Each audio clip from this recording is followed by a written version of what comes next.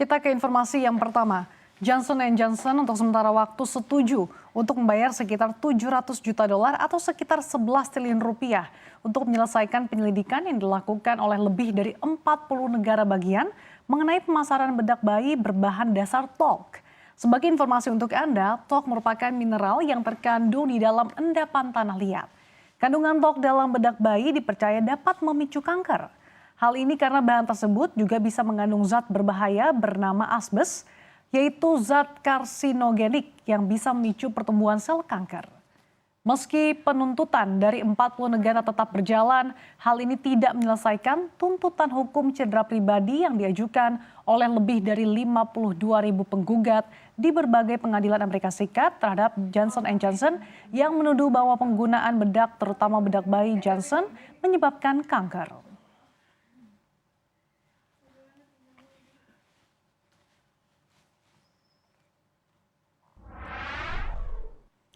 Kita bergeser ke informasi berikutnya. Boeing kembali terlibat insiden setelah roda hidung jet penumpang Boeing 757 yang dioperasikan oleh Delta Airlines lepas dan terguling saat pesawat bersiap lepas landas pada akhir pekan lalu dari Bandara Internasional Atlanta. Kejadian itu diungkapkan Federal Aviation Administration atau FAA.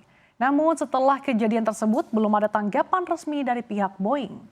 Berdasarkan laporan Reuters, terjadi kecelakaan roda hidung pada Sabtu lalu yang terjadi di tengah pengawasan ketat terhadap produsen pesawat tersebut oleh regulator federal.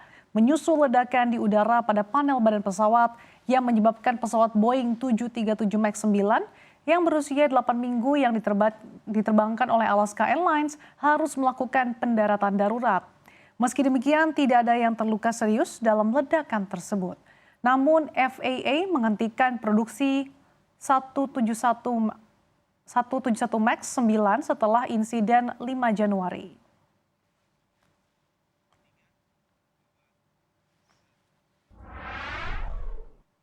Kita ke informasi dari dalam negeri.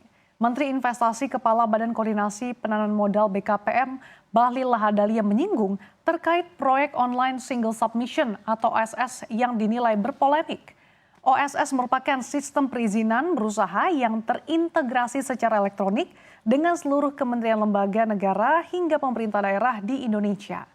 Menurut Bahlil, OSS berpolemik karena pemimpin BKPM terdahulu menolak keberadaan OSS. Adapun pemimpin yang dimaksud Bahlil adalah Thomas Lembong atau Tom Lembong yang kini menjadi ko-kapten Timnas Amin alias Anies Baswedan dan Muhaimin Iskandar. Tom Lembong adalah kepala BKPM periode 2016 hingga 2019. Polemik OSS ini menuai perdebatan sengit antara Menko Perekonomian Darmin Nasution dan Tom Lembong saat itu.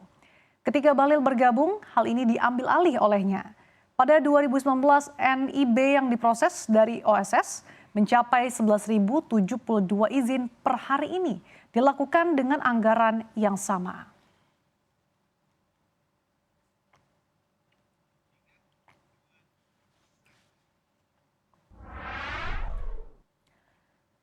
Kita ke informasi yang terakhir. Studi terbaru dari James Martin Center for Non-Proliferation Studies atau CNS mengungkapkan, Korea Utara mengikuti tren teknologi saat ini dengan mengembangkan kecerdasan buatan atau AI dan machine learning. Dua teknologi canggih itu akan digunakan untuk merespons COVID-19, mengamankan reaktor nuklir, melakukan simulasi perang hingga meningkatkan pengintaian pemerintah. Menurut laporan tersebut, sanksi internasional yang menekan program senjata nuklir Korea Utara membuat pemerintahan Kim Jong-un merasa perlu mengamankan hardware AI.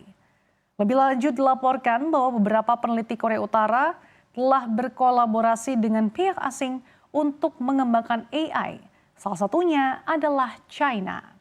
Sebagai informasi, Korea Utara telah mendirikan lembaga riset AI pada 2013 lalu. Beberapa perusahaan Korea Utara juga telah mempromosikan produk komersil berbasis AI.